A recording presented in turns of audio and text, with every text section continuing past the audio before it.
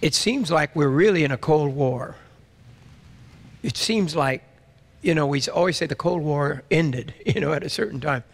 It feels like there's a new kind of Cold War going on in the world, the whole world.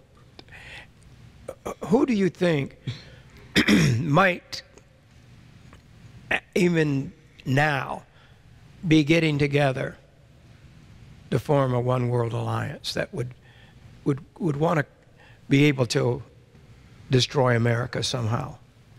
Oh, Russia, China, North Korea, and Iran and their allies, I think, are clearly the other side in this new Cold War. And what they're trying to do, you know, what they're trying to do is what we did in the old Cold War. You know, we have forgotten the lessons of Ronald Reagan from the old Cold War, peace through strength. We would much rather be engaged in this passionate argument over President Trump and all of that. And the threat is forgotten. And what they are trying to do, Sun Tzu said it best, you know, that the greatest victory is to win without war. And that's what nuclear weapons make possible. That's how we won without war in the Cold War. And they want to do that too. They're trying to win without war.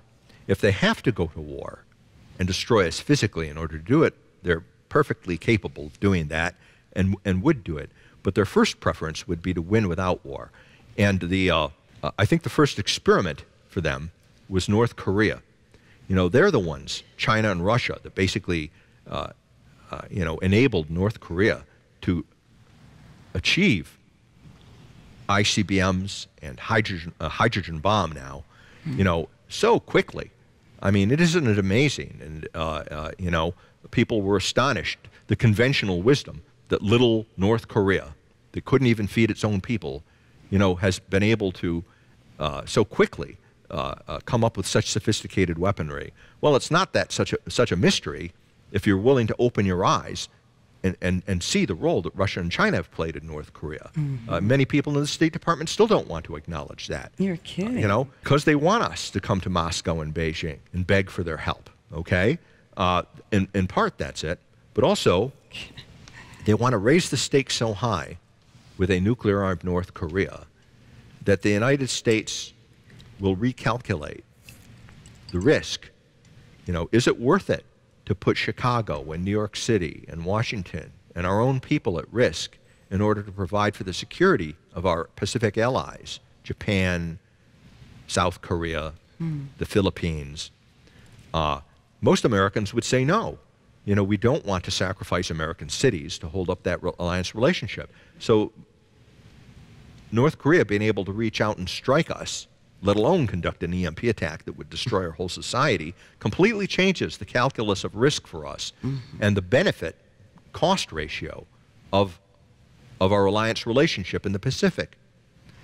And they're hoping that the forces of isolationism, I mean the new Cold War axis, Russia, China, North Korea, etc., they're hoping that we will that we will back off and that we will say, you know, this isn't in our interests, and that we will listen to the isolationist voices on both the left and the right and pull back.